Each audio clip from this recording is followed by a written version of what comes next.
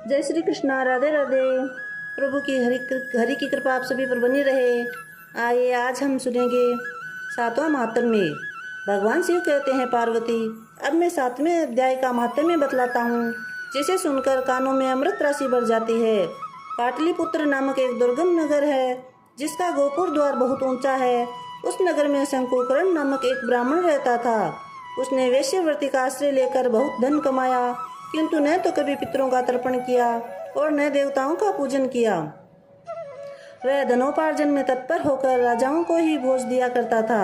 एक समय की बात है, उस ब्राह्मण ने अपना चौथा विवाह करने के लिए पुत्रों और बंधुओं के साथ यात्रा की।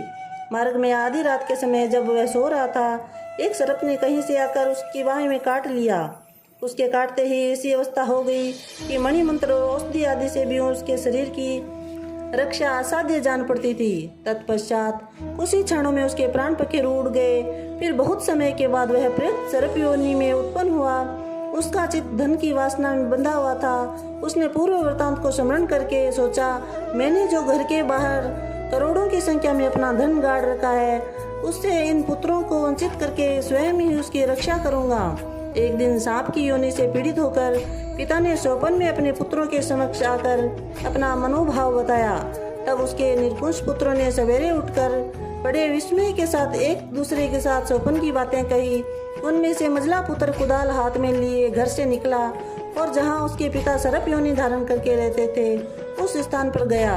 यद्यपि उससे धन के स्थान का ठीक ठाक पता नहीं था, तो भी उसने चिन्हों से उसका ठीक निश्चय कर लिया और लोभ बुद्धि से वहां पहुंचकर बोबी को खोदने लगा। तब उस बोबी से बड़ा भयानक सांप प्रकट हुआ और बोला, ओ मोर, तू कौन है? किस लिए आया है? क्यों बिल खोद रहा है? अथवा किसने तुझे भेजा है? ये सारी बातें मेरे सामने बता।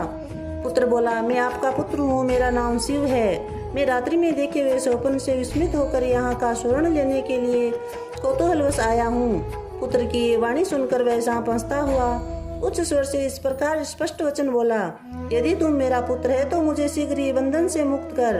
मैं पूर्व जन्म के गाड़े हुए धन के लिए ही सर्प योनि में उत्पन्न हुआ हूँ। पुत्र ने पूछा, पिताजी, आपकी मुक्ति कैसे होगी? इसका उपाय मुझे बतलाइए, क्योंकि मैं इस रात में सब लोगों को छोड़कर आपके पास आया हूँ। पिता ने कहा, बेटा, गीता के अमृतमय 7वें अध्याय को छोड़कर मुझे मुक्त करने में तीर्थ, दान, तप और यज्ञ भी सर्वथा समर्थ नहीं है। केवल गीता का 7वां अध्याय ही प्राणियों के जरा मृत्यु आदि दुख को दूर करने वाला है। पुत्र, मेरे श्राद्ध के दिन 7वें अध्याय का पाठ करने वाले ब्राह्मणों को श्रद्धा पूर्वक भोजन कराओ। इससे निस्संदेह मेरी मुक्ति हो जाएगी। वत्स, अपनी शक्ति के अनुसार पूर्ण श्रद्धा के साथ वेद विद्या में प्रवीण अन्य ब्राह्मणों को भी भोजन कराना।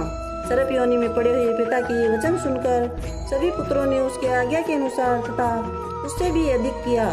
तब शंकुकर्ण ने अपने सर्प शरीर को त्याग कर दिव्य देह धारण किया और सारा धन पुत्रों के अधीन कर दिया। पिता ने करोड़ों की संख्या में जो धन बांट दिया था, उससे वे सदाचारी पुत्र बहुत प्रसन्न हुए।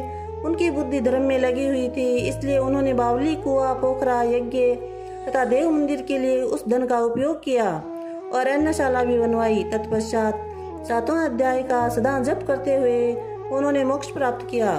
पार्वती, ये तुम्हें 7वें अध्याय का महात्म्य बतलाया गया है, जिसके श्रवण मात्र से मानव सब पापों से मुक्त हो जाता है। बोली श्री कृष्ण चंद्र भगवान की जय। जय श्री कृष्णा। राधे राधे।